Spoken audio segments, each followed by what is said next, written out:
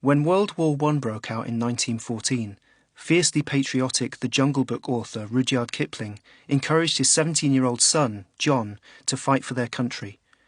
John did just that, and in August of the next year, now a fully trained soldier in the Irish Guard, he made his way to France, where his father was already working as a war correspondent. John Kipling kept in touch with his parents by letter, and Rudyard Kipling wrote back to his son daily. Tragically, just a month after arriving in France, weeks after his 18th birthday, John Kipling was killed at the Battle of Loos. At London's Union Chapel on July 14, 2017, these letters were read for us by Taron Egerton and Colin Firth. Dear Father, here we are, billeted in a splendid little village nestling among the downs about 20 miles from the firing line. It's an awfully nice place. Typical French village, about the size of Burwash Weald.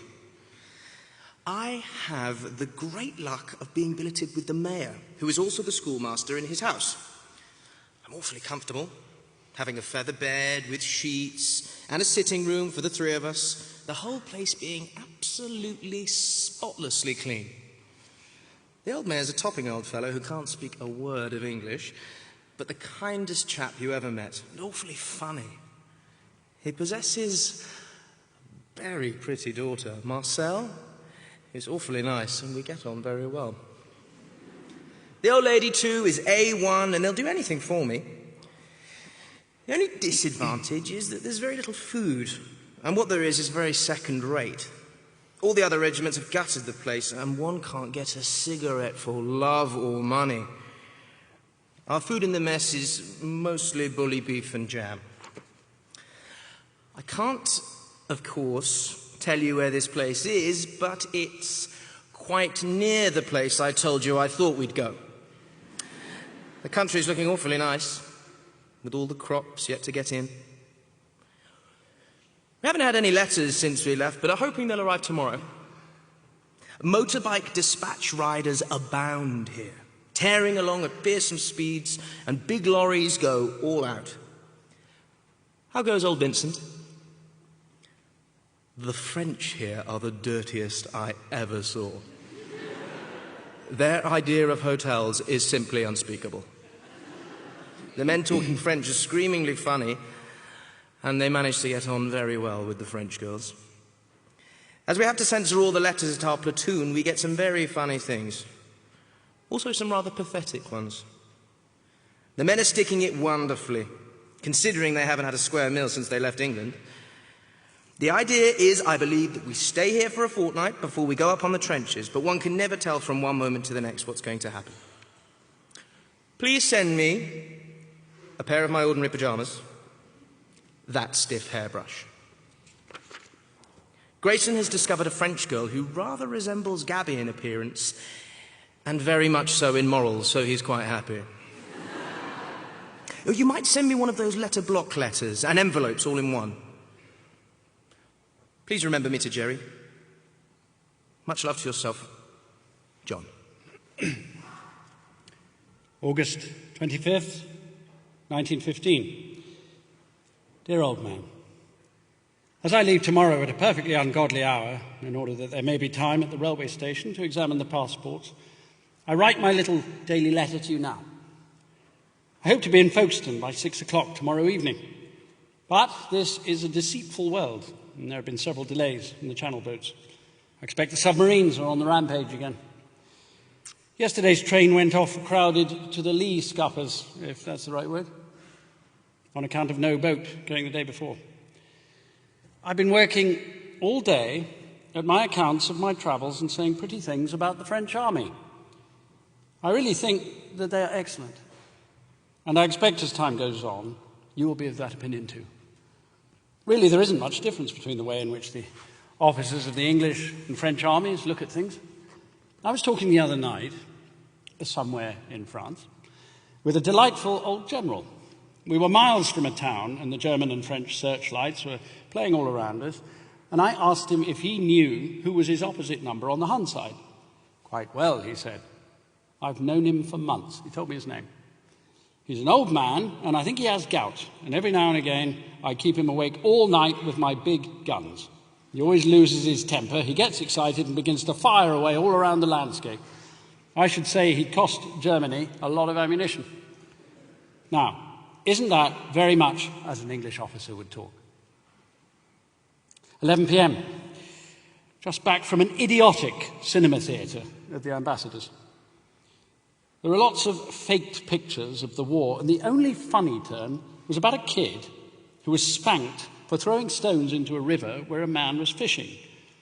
So he went back to his father's caravan, he was a gypsy, got a crocodile skin and fastened it over his dog.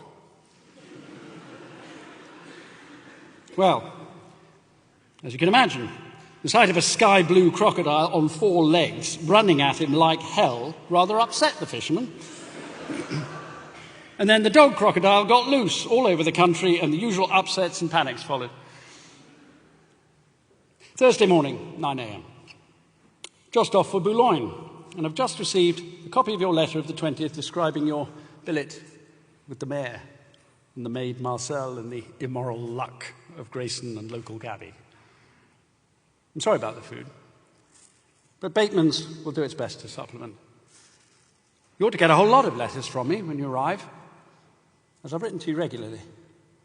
And now for the Gare du Nord and a hell of a crush at the station. Ever, Dad.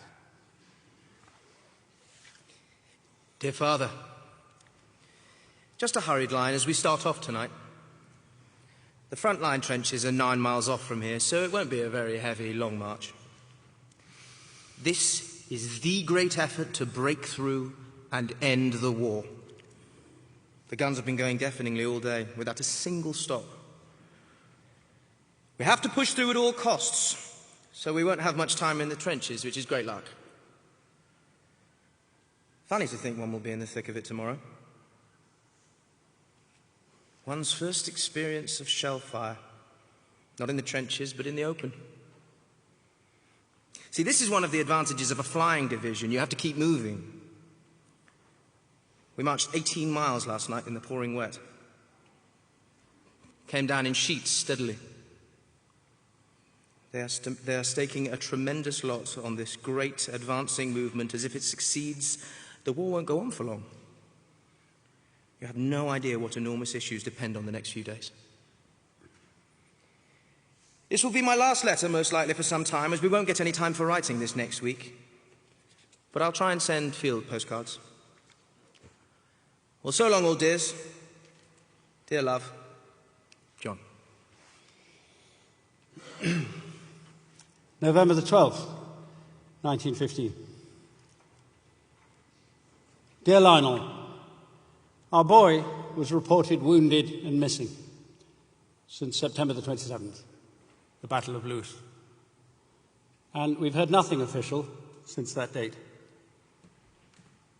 But all we can pick up from the men points to the fact that he is dead and probably wiped out by shell fire. However, he had his heart's desire, and he didn't have a long time in the trenches. The Guards advanced on a front of 2 platoons for each battalion.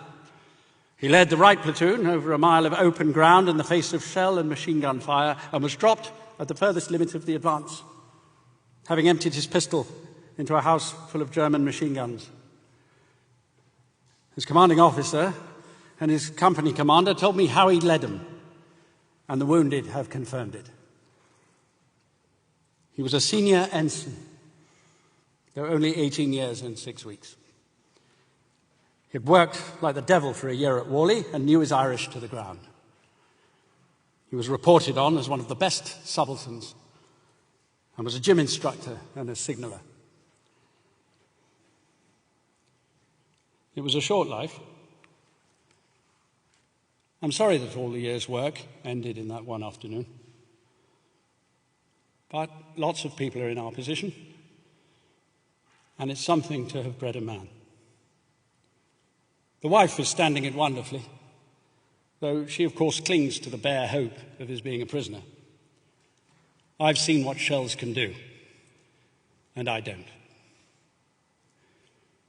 We are pounding on in our perfectly insane English fashion. The boys at the front are cheery enough. We've got rather a lot of artillery. and the Hun is being killed daily. It's the old story. All the victories were on Napoleon's side all through, and yet he didn't somehow get further than St. Helena.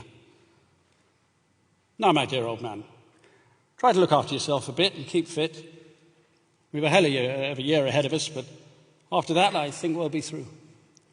Ever, Rudyard.